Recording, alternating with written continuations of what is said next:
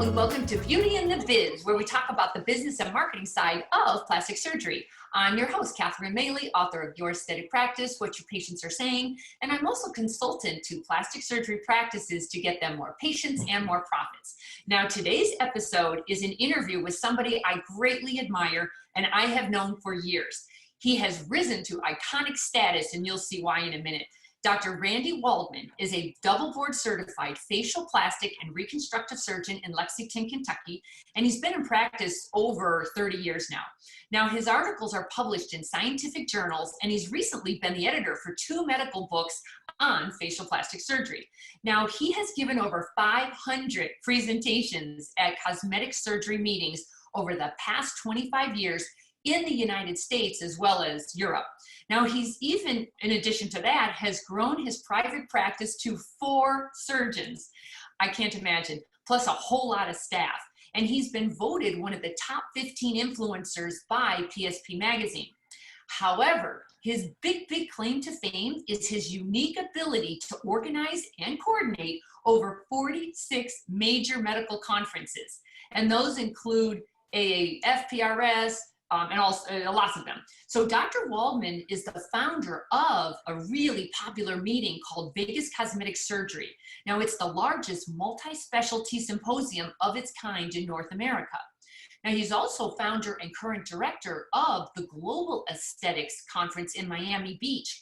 And that's going to be held this fall, and it's still on, and we're going to talk more about it later because I want to see you there.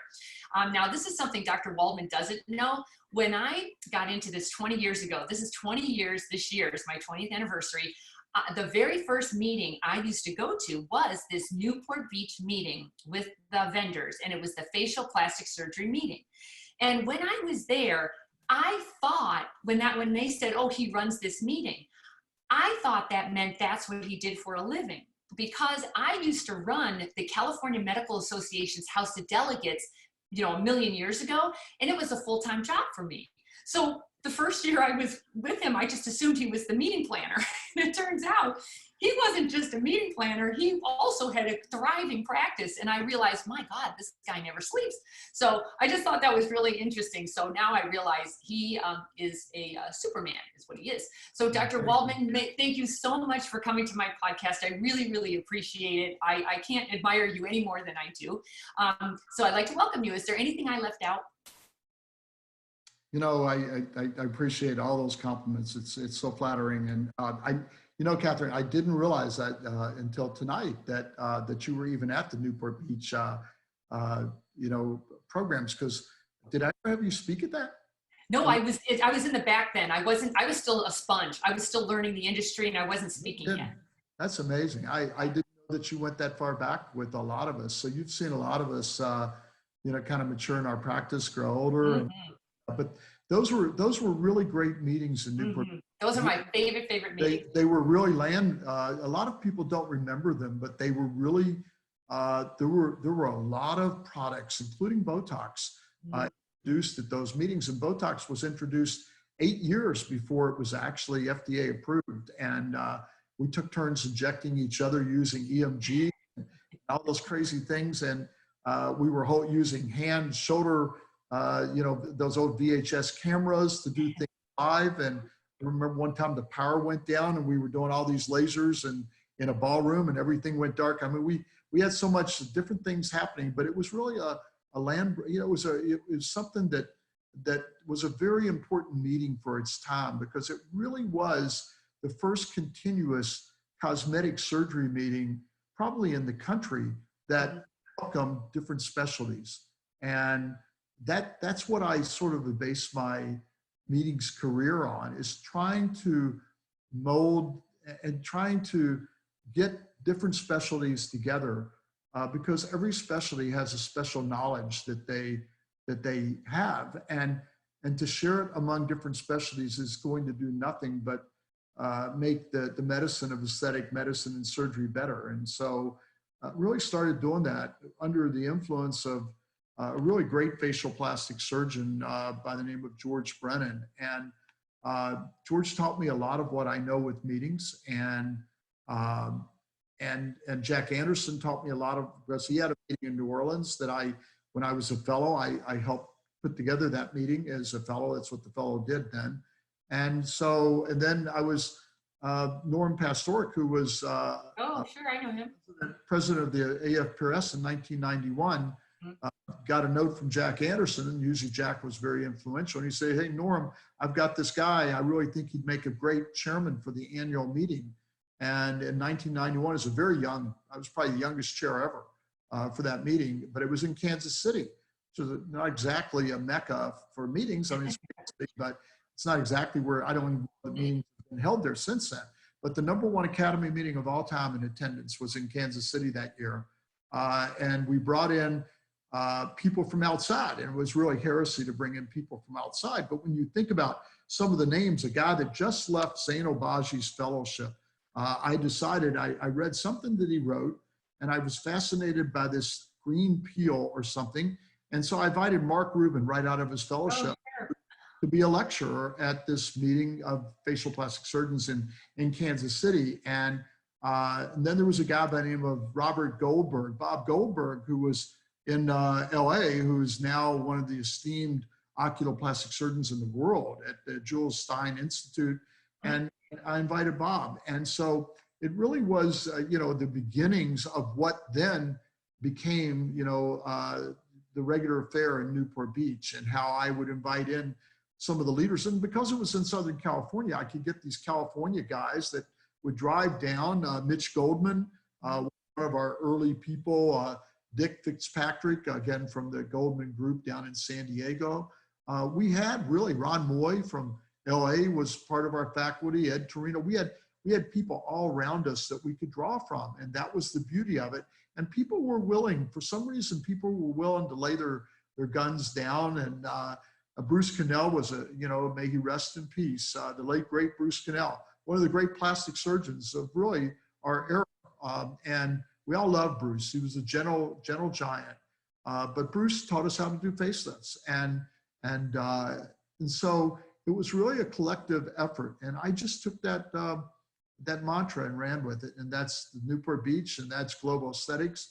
And that's what I based my career on, is trying to get people together. I remember at Newport Beach, Dr. George Brennan would park his Rolls Royce in the front.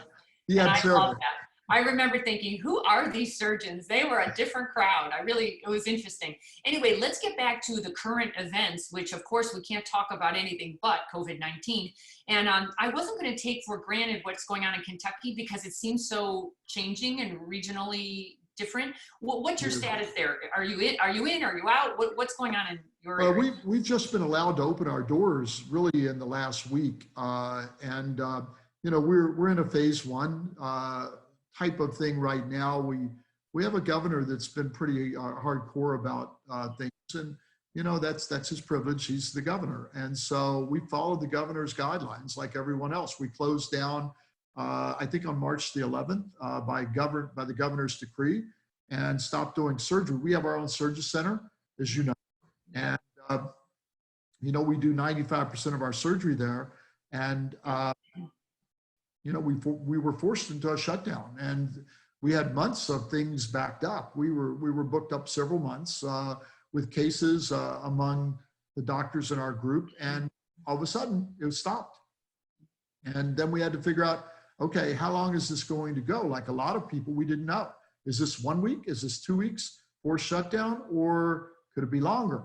And the could it be longer part was very frightening, because we have a staff and they count on us, and we didn't know what was going to happen. And then all of a sudden we're hearing congressional solutions to this, and, PP, whatever it is, loans. And, we're talking about terms that we've never heard before, like furloughs and layoffs. And these were terms we'd never used before. What did you end up doing with your staff? Well, I've never laid off anybody before. I didn't know what it was. I mean, I kind of knew, but we looked at it, and we tried to decide for a while, for the first 2 or 3 weeks. We said, no, we're keeping our guys together, because I didn't think it would go any longer than that. But, eventually we all came to the recognition that this wasn't to be taken lightly, and that we were maybe going to be out for months, and we were correct. And so they came out with all the things that they came out with, that you could furlough people, and that they would be able, there were some people that made more under furlough by getting the extra $50 an hour, the $600 a week, deal added to their unemployment. There were some of our employees that actually made more money when they were furloughed at home. So we furloughed about 2/3 of our staff, and we kept a third on to work ahead. I sort of took my time to try to figure out projects to improve our practice, knowing that we're all going to come back. So let's come back stronger. And it was my idea to come back stronger. We needed, some solutions to some of the issues that we had. We wanted to work on our website. Now was the time that we can do it. We have a videographer that works for us. It was a news reporter that was a videographer when she was a news reporter. So we decided we'd start creating a video series for our preoperative planning and discussions, and also for our landing pages on our website. So we decided that we would do our own videos, and we've done several so far, and we're still doing them. We're working on the website, and we're working on newsletters and the things that we thought we had to do to keep in touch with our patients during whatever down period that we had. We started doing video consults or telephone consults or virtual consults. Were you doing those before this? No, we really weren't. We really weren't. I know a lot of practices did, but we really didn't. I mean, there were occasions where somebody would send us pictures. They would be from LA. And they'd send us pictures, and but it wasn't a regular thing. I still enjoy meeting people and talking to them. And to me, that's half of the fun of what I do, is intermingling with patients and talking to them, and use whatever personality I have to make them more comfortable. That's harder to do over the phone. It's harder to do, in this type of format even. But we started doing it, and the more we did it, the more we realized that this was going to be a thing for a while. And I don't know, we're back open, and I saw one of my partners today. I looked at his schedule, and he has 9 new virtual consults. And we have a conference room, and they go in there and they flip on the, whatever they've got in there and the technology. And we have an IT person, as you know, that works for us in our practice, because we have like 23 computers and none of us know anything about them. So we have to have somebody that's always installing a printer or fixing something that's down or replacing a computer. So anyway, we set this all up, and the virtual consults are, you'll have to tell me why. You're a consultant that I've leaned a lot on over the years. I give your book to every your employee that, and I need a few more right now, by the way. Everybody's taking the book, but I've always relied on that. But it's interesting, Catherine, our closure rate on these virtual consults is much higher than any closure rate that we've ever had in our practice. I'm hearing that all over the nation. It's close to 100%. Yep. Now, I guess it's a select group that, that really during this whole crisis is sitting there looking at themselves, taking selfies and looking in the mirror, and that they're stuck at home and they're, but I don't know. Maybe you can figure it out. But yeah, it just seems that every consult is real serious, and their big question is, when can I get on your schedule? And I keep giving the same answer. Well, we're still restricted. We've got a backlog of 3 months of surgery. We'll probably get you on at the end of summer or something like that. We're hoping that, we can, and we're hoping that there's no rebound on this ridiculous plague. And so we'll see. I mean, but everybody wants to book. That's the hard thing right now. So last week, for the first time, we started with body cases. We decided that we would do the quick body cases that we thought would be the simplest for our staff, that would use the least amount of propofol, which is we use everything. We do everything with IV sedation. We don't, like a lot of the guys in California, we don't use general anesthetic. There's not a thing we do, including tucks, that we can't do under a kind of a deeper IV sedation with propofol and local anesthesia. So everything we do is, but also we're kind of, the supply that we normally have in stock, and we normally keep a fair amount of stuff for, that's just for our surgery center. We know that sometimes there are shortages, particularly of propofol. So we have a fair amount of propofol, but we know that if we can't get a new supply, which it may be tough to get, because we have a lot of people on ventilators around the country, that the government's probably going to be kind of, securing as much propofol as they can get. So there's back orders. Anyway, to make a long story short, we're trying to do cases that we're not using a ton of drugs to keep them under. So we decided that we would do primarily all the backlog breast augmentations and breast procedures that we have. And we're waiting for really more effective testing to try to get us, make sure that we're safe in doing rhinoplasty, because that's probably the most dangerous procedure, as you know. So, but the COVID virus hangs out in the nose, Catherine. So the most dangerous procedure that any of us, would do for our staff is rhinoplasty. And I'm watching some of you surgeons like wearing full-on spacesuits, They are, I know. Holy cow. I know, we've seen that. I just can't do that. To me, if I have to put on armor to operate like that, I'm not going to feel comfortable. Not that, rhinoplasty is a very meticulous millimeter by millimeter operation. And if I don't feel that I'm safe in doing it, then I really don't want to do it. And so we're kind of holding off and letting the other guys do the procedure and do their procedures. And then I'm going to try to get back involved with rhinoplasty somewhere around June the 15th. Oh, okay. And are you putting any other restrictions on your surgical patients, like of a certain age, you're not going to, if it takes longer surgery? That's a good thought. That's why we started with breast augmentation. That's a much younger group. And we're trying to avoid surgery on the people over 40 years of age. And so wow. that in essence is what we are trying to do. Gotcha. Okay. Now, how are you handling the testing of things? Testing your staff or testing your patients? How's that going? Well, every surgical patient has to be tested within 48 hours. And then we're asking them to self-quarantine between the time of that test and they come in. We're asking them to come in, let a family member drop them off, and then the family member cannot wait in our reception area in surgery, which is typically what we do. We have 2 reception areas, one for our 3rd floor clinical region and for the 1st floor surgery. So we're just asking the family member to drop them off, and then we'll ask them to pick them up when the surgery's done, and we'll call them. So they call ahead, they text us, we welcome them, and then it's just the patient. So we do test everybody 48 hours in advance, and we usually have a 24-hour turnaround on the test.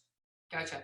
And regarding your staff, I know I've been on some of the webinars where there was not a good answer for this, but what if your staff tested positive and you send them home, but then what do you do?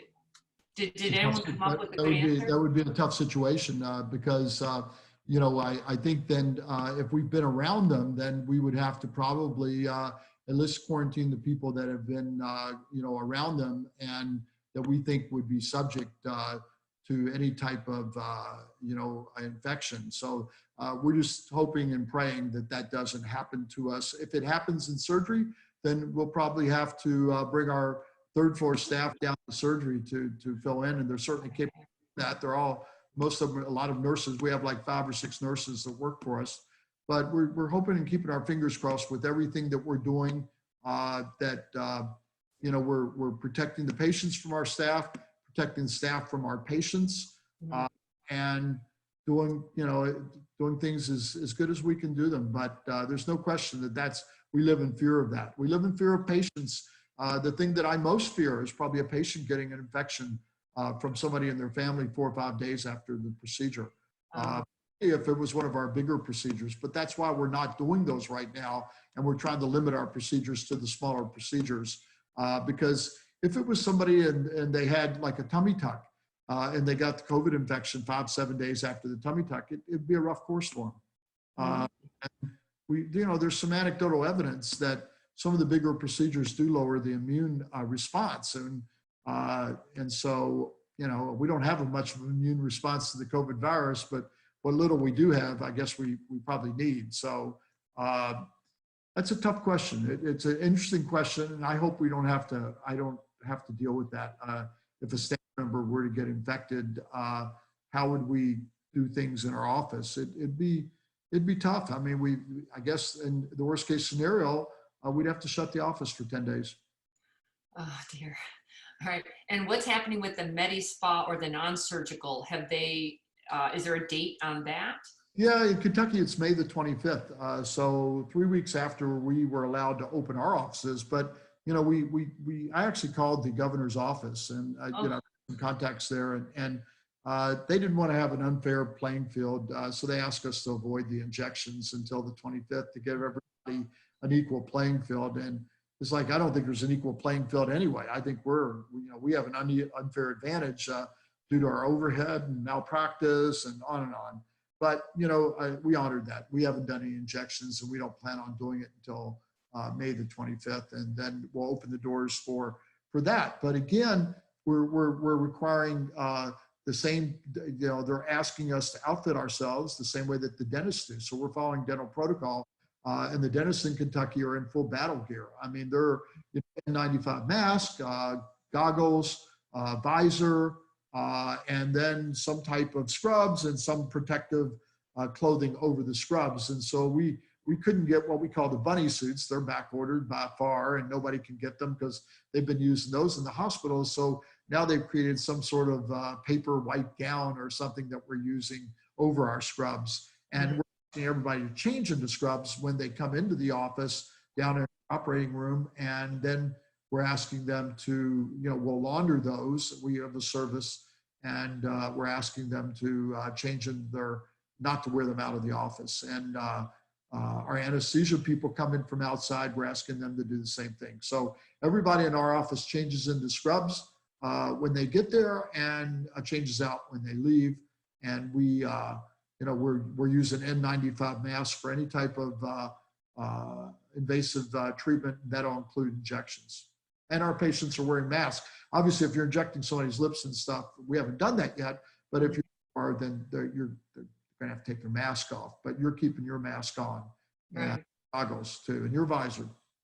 It's just going to affect, our industry is all about relationships and bonding with people and trusting them. I just don't see how this is going to work when we can't see each other anymore. I just know, I haven't been out much, but when I do go out, I feel so antisocial because I already am like, don't touch me, don't get near me. It's what a weird feeling. We're all masked up. It's just for right now. I hope it I think this is all temporary. At least I hope it's not long lasting, because I totally agree with you.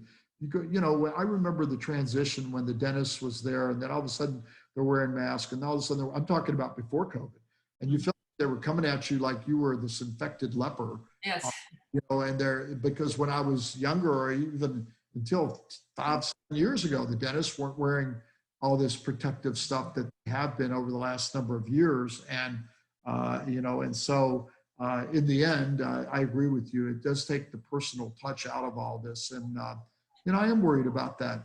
It's very worrisome to me.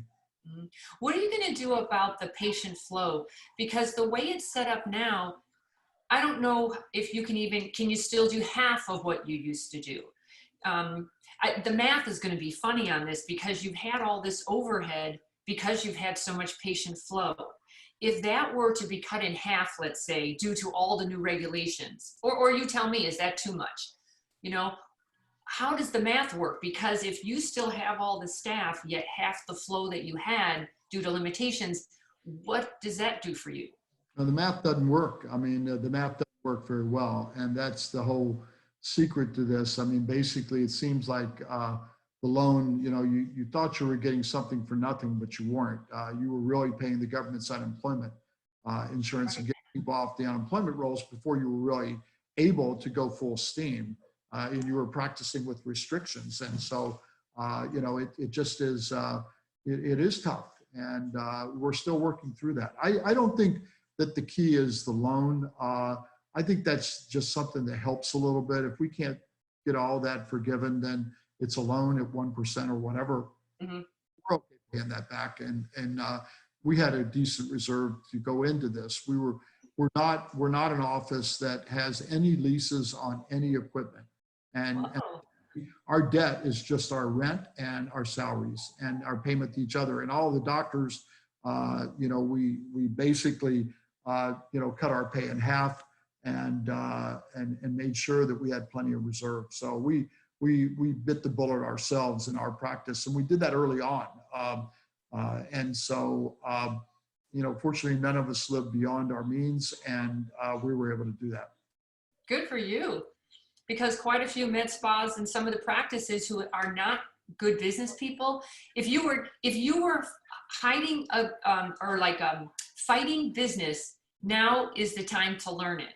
You know, a lot of surgeons don't love the business side of surgery. I would say now you really need to know your numbers, you know? Yeah, you really do. I mean, you've got to be a businessman when you do what we do. It's the hard part of it.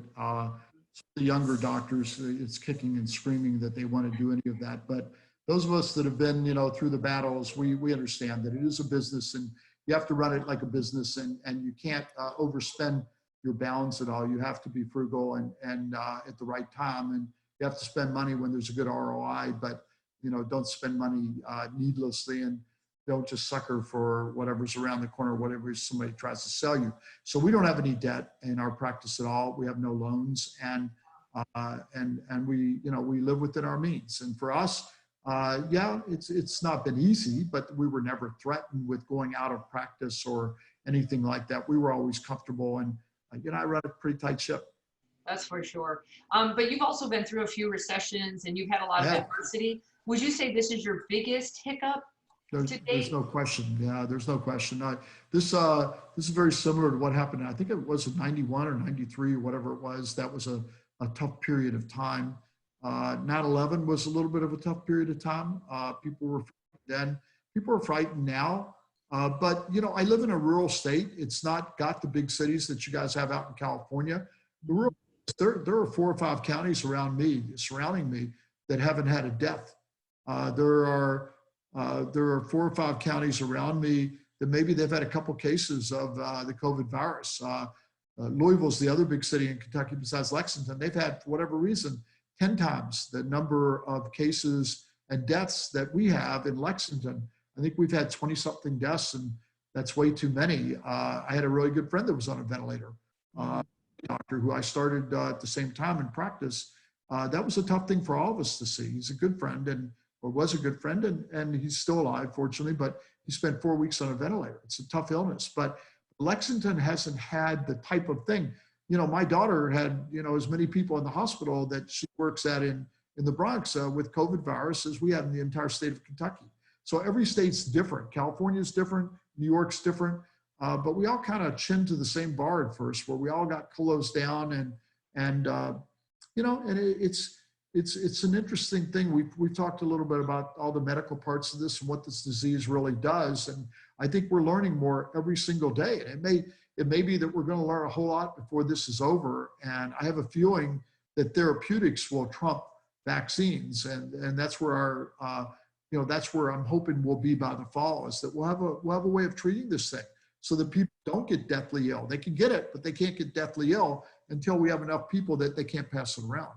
And we're not there, but I'm hoping for our practices, that's where we're at. But Kentucky's been pretty strict about things, but we also haven't been, you know, one of the states that's had the biggest, you know, where it's had the biggest penetration.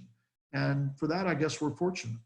But we're a rural state as well. That's a big difference, Catherine. We don't have very many high-rise apartments outside of the University of Kentucky and the universities around us. And so we don't live like they do in New York. It's not to say it's bad in New York. I love New York, but different environment. Very different environment. I love it there. You know, I love to go there in the fall. It's so pretty. Beautiful. It's got the white picket fences, the horses outside in the prairies. It's just lovely. I really like it. By the way, they say the air is much better up there right now. I'll bet. Where, I know you don't know where things are heading, but in your crystal ball, do you think things are going to come back sooner rather than later? I know you have a meeting coming up in the fall. You still have it planned. You assume we're going to travel and fly again, or what do you think? You know, I think that we've got to get past the mental part of this. The whole process. We got to get past the fear factor, and like every other thing that we were faced with, MERS and SARS, and those of us that paid attention to that, they just disappeared. You know, it just disappeared. Why did it disappear? I'm not exactly sure why it disappeared, but it did. And I'm hoping that by the end of summer, we're going to see somewhere, there have been no new cases of the virus reported in a certain period of time, and maybe in a week or maybe. And once we've got that, then life will be much better. But right now, everybody's living in fear of what's going to be the next thing that happens. And travel, obviously the travel industry is crippled because out of fear. Maybe some of it's appropriate. I don't know what kind of screening goes on in airplanes and the steering system and everything, but illness and airplanes just seem to go together, and they did before the COVID, stuff went on. So I hope they're getting that looked at as well. What kind of filtration systems do they have? How do they recirculate air? Do they have virus filters on that? So that's something to look at. But yeah, I'm cautiously optimistic, Catherine, that by November, we're going to be at a point that we can all get together again and celebrate the end of this thing, or at least a temporary truce that we've called with the COVID virus. And maybe, there's certainly a chance that we're still a ways away, even at that point. We'll have to see. I don't stop living in fear of what's going to happen 6 months from now. I think we need to think that life will get better and that we'll normalize things in this country. I have great fear that if we don't do that, I'm not sure we'll have much of an economy to come back to unless we can get past this fear factor. Right? So we have two things from a cosmetic patient point of view. We have the fear factor, and they have to feel safe. And then even if they feel safe, how do they feel about their job? How do they feel about the economy? Can they afford a $10,000 surgical procedure? That's all this uncertainty that makes this crazy, because I usually want to talk about marketing. And I think, is this a good time to market? Have you changed any of your marketing plans? Have you toned it down, or have you built it up? Like, what is your message? All the above. I think at this point, I saw an ad for a meeting. Don't want to say the name of the meeting, but I used to be involved with it, and it said go viral, and something to go viral dash, and kill it on social media. And that's, I had people send me that ad thinking that I was somehow involved with that. I had nothing to do with it. It's not something I'm involved with, but that's probably pretty tasteless. And, and so I think what you have to do is be sensitive to the fear out there and work with it to inform people about why you're creating a safe environment and why you're doing things really well, and that their safety, which we've always tried to do even before the virus, that their safety is paramount. Our practice, we try to do things the right way. But I think that now more than ever, the patient's safety is the number one thing that you should be emphasizing. And I think advertising should be really informational at this point and not self-promoting. And there's a difference. We have to self-promote ourselves at times. I'm better than the other guy, come to me. We do the best job, all that. Now I think it needs to be informational, and I think people will appreciate that and recognize that we're trying to do the right thing. And, it's interesting though, I think you and I have talked about this, that we haven't seen yet. I'm waiting for it to fall, but our phones have never in the history of my practice been busier. Oh my God, good for you. My girls are getting killed with phone calls. And some of it is moving and people around, logistics, and people wanting to know if we're open and when can they get in for, but we're also doing more consults now than we ever have. And, it's an interesting phenomenon when you talk about money and discretionary money. I don't know that fear factor, and maybe because, again, I live in a rural environment with the COVID has not ruled everything that goes on in our state. We're a little bit different. But I'm just talking about our personal experience so far has been, I thought, oh God, we're not going to see, it's going to be a fall off like we haven't seen that yet. Now, August and September, we may see a dip, but because we always see a little bit of a slowdown in August and September, most practices do, as you know, but we're booked up through that period of time, assuming, everything goes well we don't get shut down again. I do worry about the shutdown part of it, and that is real. And a second wave of this stuff is very real. And I don't know. We could get shut down in 2 or 3 months again in the winter. And I think every practice better gear up for that and better look at what they're doing and how much money they're spending and how they're doing things. But they can't get greedy and rush into stuff now and overbook and overdo it in surgery and put people at risk. And most of our patients want to know that. I had one patient that I said, well, I'm a little worried that you guys are going to try to squeeze in more people because you've got a big backlog. And I assured the lady that, no, that's not what we do. I said, we're actually, we have a capacity to go double of what we're doing right now as a startup, because the governor's asked us to cut back on what we do, as well as he's doing the same thing with the hospitals in Kentucky. They're asking the hospitals to cut back to 50% until we really see that we can distance and we can do this in the right way, and we don't get any second wave in Kentucky that's a devastating second wave. So we're trying to do things the right way, assure your patients that their safety. That's going to be, so if I'm going to market, it's going to be informational, newsletter stuff, keeping them abreast of what we're doing, and some fun stuff. What have we done during, what have the doctors been doing? What have the nurses been doing? We're all going crazy at home, this kind of stuff. And so I think it's going to be more informational and fun rather than promotional, and not running any specials. We're not going to do that. That just feels too cheap at this point in time. So we're going to keep it just, and we're going to do things the right way. I just think if you do it the right way, then you're okay. I keep hearing that a lot of practices are getting more phone calls, and their virtual consults are like fantastic. And I wonder if that's because of time, because most of us, maybe now that we can sit still and really think straight, maybe that is helping. Because a cosmetic patient usually is scared, or that's a money, or it's a time issue. I wonder if that time issue, we took that away, and boom, here they are. Maybe. Well, there's always more mirrors at home than there are in the office. And I think that people spend a lot of time thinking about things that maybe they've been thinking about, but they put on the back burner. And you're right. Now people had time to really focus on it. You see everybody out beautifying their yards in my neighborhood. I've never seen anything like it. They never looked as good. And you think, well, it's good for the neighborhood. Well, it's kind of the same thing with personal appearance. Everybody's kind of looking at the yard saying, yeah, I can make it look a little bit better. I got some time to work on it now. And maybe it's the same thing with faces and bodies. And, so yeah, some of what you're saying has validity. I hadn't thought of it that way, but it's true. And one of my suggestions is put as many mirrors in your office as you have at home. Mirrors should be everywhere, strategically located. Well, I said their office, not my office. This is loaded with mirrors. We have mirrors. We have so many mirrors. We have at least 2 in every room. And it's the best-selling tool on the planet. It is. You don't need to say a word. Let the patient handle it. She'll handle it. We're in the mirrors and cameras, so. Right. So I wanted, this is a different podcast, but I can't help but, I didn't know you have now 4 surgeons, you including 3 others. We have 2 facial plastic surgeons and 2 plastic surgeons. Holy cow.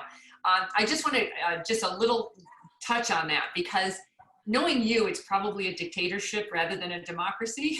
So my partners would probably tell you that that's true. I'll deny it. And, yeah, I'm the administrator because I'm the senior person, and, I've made all the mistakes that you can make. So you learn from your mistakes. They haven't made enough mistakes yet because I haven't let them make mistakes yet. And that is a problem for every parent, and also for every, senior partner like me. You have to let them kind of flounder a little bit. So when I've been out of there, I've let them go in, but I've still been, I think I've worked harder during this 2 months that I've been at home, just, making sure that all the I's were dotted and the T's crossed, and all the tax issues and the loan issues and all the financial stuff. And they, really, my partners don't take a lot of time to really have to think about that. And, they're happy to defer that to me. But eventually, everybody has to learn, and you learn from your mistakes. And so, yeah, but I believe in the association between specialist surgeons and plastic surgeons, and, whether it's an oculoplastic surgeon or a facial plastic surgeon or even a dermatologist. I think the multi-specialty practices have worked pretty well. Steve Shantz has been with me for 17 years, I think now, believe it or not. And it's worked. I think he's the busiest breast surgeon in Kentucky, but he was almost from the start, almost from day one. It's worked for him. So it's worked for us in our practice. And, you know, we're fortunate to have a really good relationship. And, you know, there are always ups and downs in any marriage, and a partnership is a marriage. Mhm. You know, our quarrels and our tiffs and get our feelings hurt at times. And, you know, we'll disagree on some stuff. And, you know, we just gotta get together and try to make it work, because the alternative is a solo practice. And I think in today's world, we're able to be successful because of shared overhead, and because you know, we have a very collegial sort of environment, and we have a great staff too. I don't want to understate that I have such a great staff, but you have to mold your staff, and you have to pick the right people. And you know, we don't always pick the right people, but we try. And you know, if somebody's not the right person, then early on we have to make a change. Don't let it linger. And that's my best advice to anyone. You know, negativity, you know, is contagious and can be spread around an office. So, but I think our staff is our greatest asset. And you saw evidence of that the other night with Morgan, who's, you know, like a child of mine, but because she reminds me so much of one of my daughters.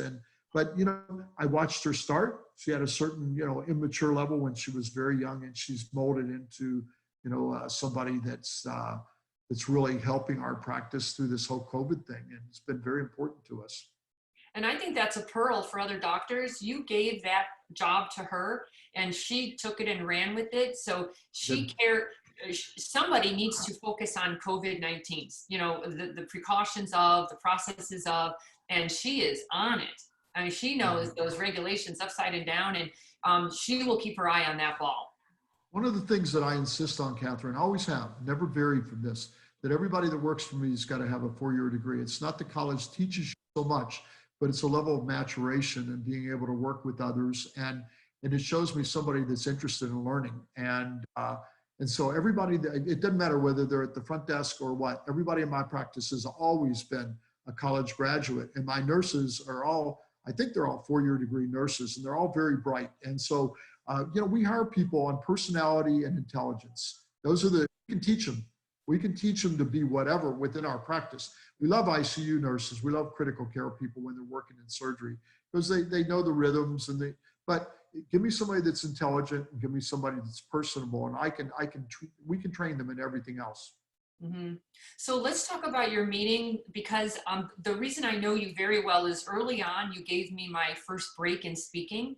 And I used to speak at every one of your Vegas Cosmetic Surgery meetings.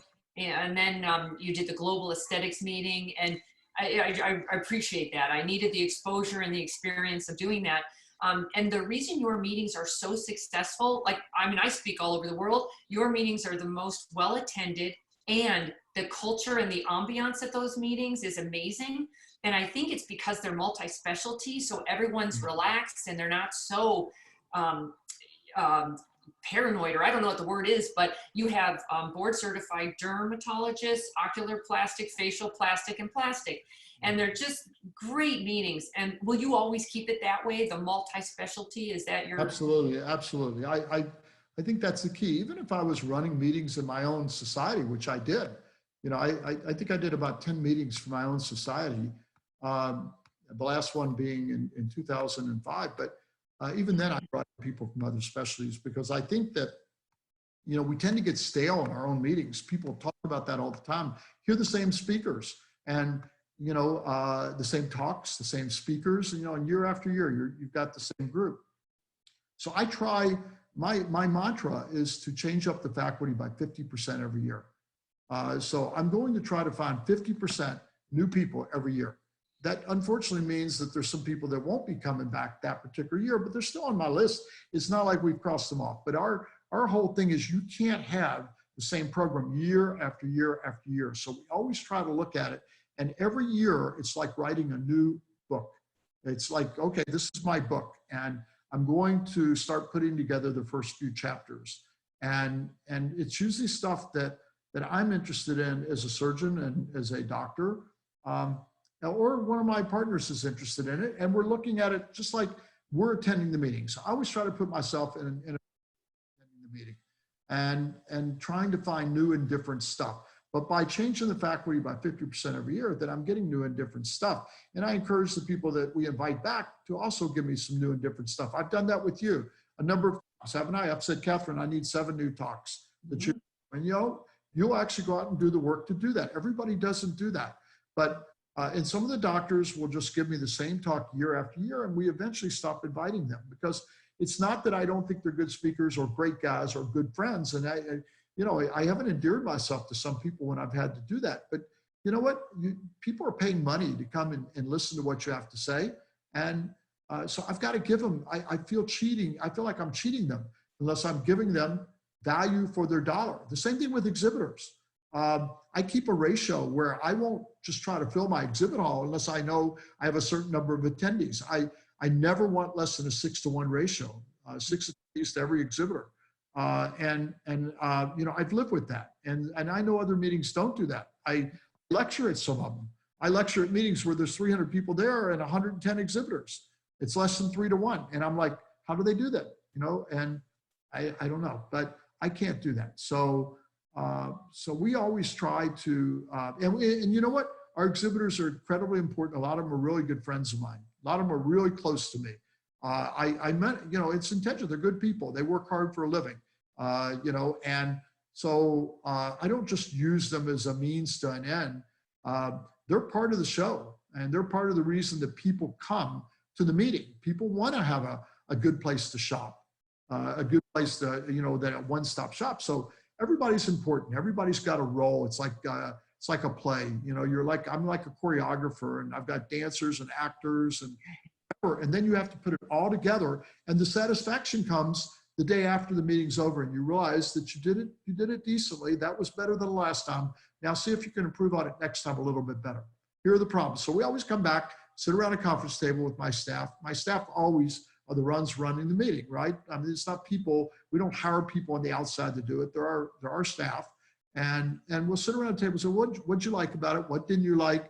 What do you guys think we can do better? And we debrief each other in a nice way, right after the meeting. And then we go on to the next one. Well, you do a really good job of that. What is the URL? What's the website for the global meeting?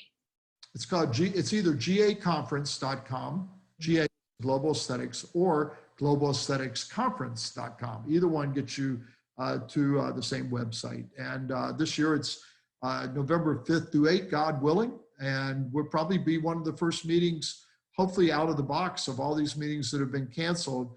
I think industry is really counting on us, because they're really tired of being in their offices. They can't sell stuff in their office, as you know. It's very difficult. It's more of a hands-on thing with industry.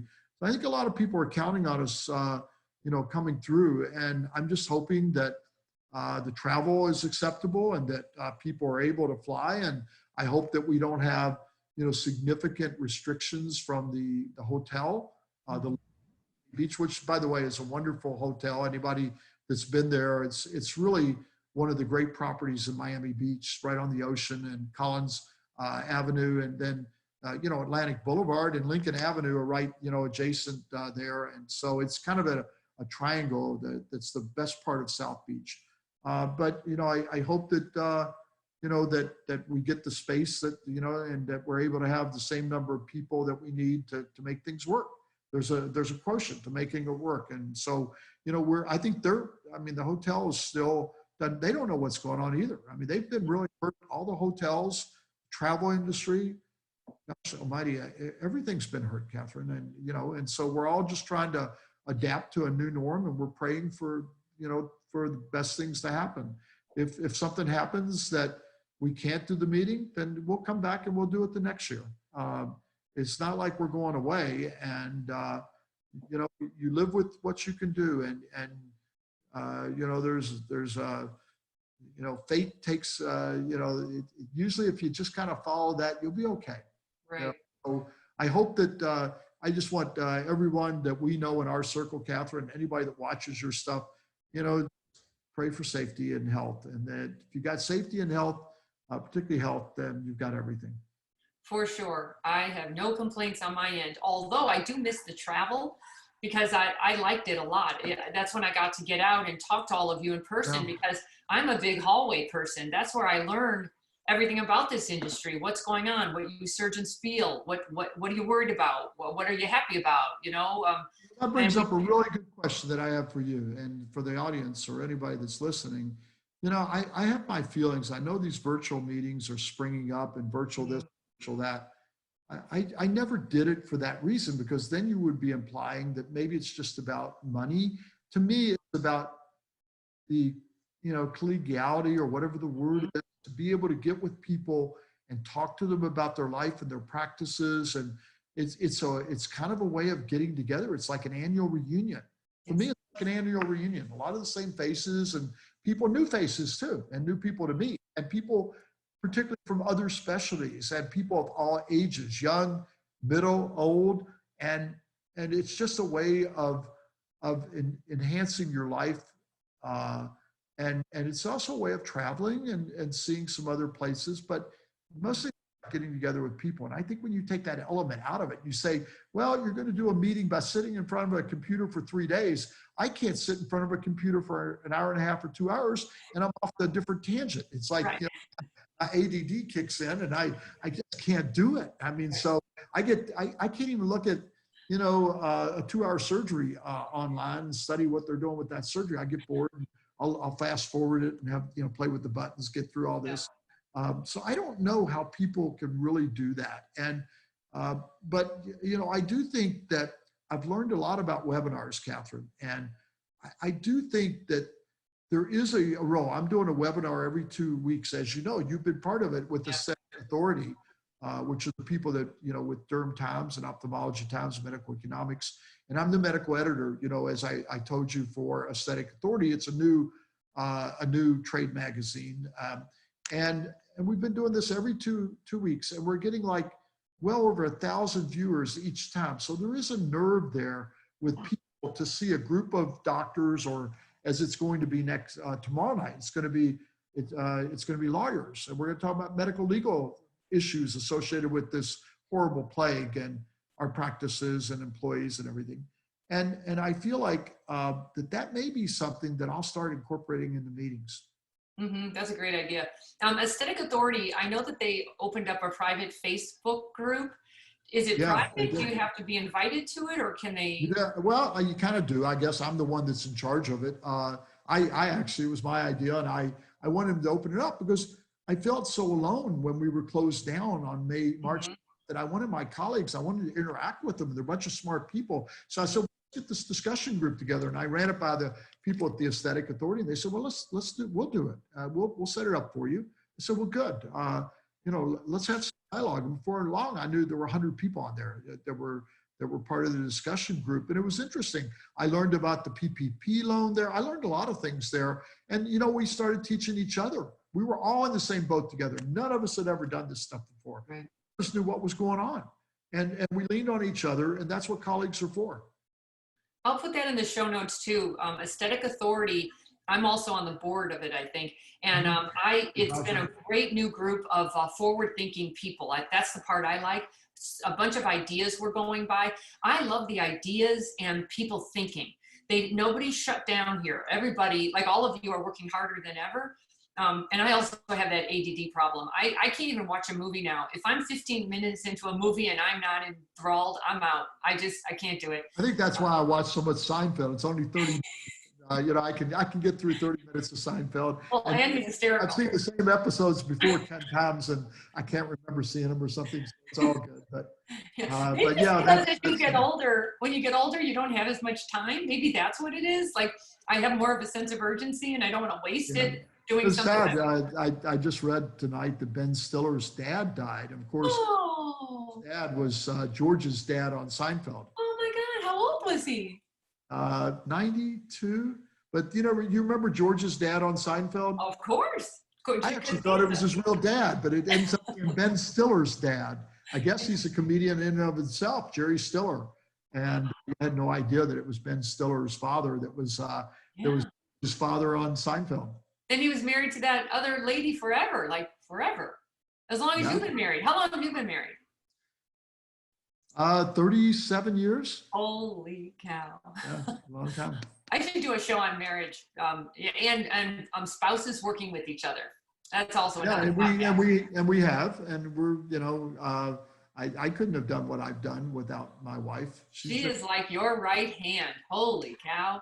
She and my son has been very important in our meetings. Matthew, I have two daughters that are physicians, and you know what? They're doing their thing, and I feel like, my daughter that's in dermatology, she loves to come to our meetings, as you know, and she's grown up in those meetings, so she knows as many people as I do. So it's kind of a family affair for us. Yeah, it always has been. Good for you. So I think we're going to wrap up here. Do you have any last words of wisdom? No, it's always great chatting with you.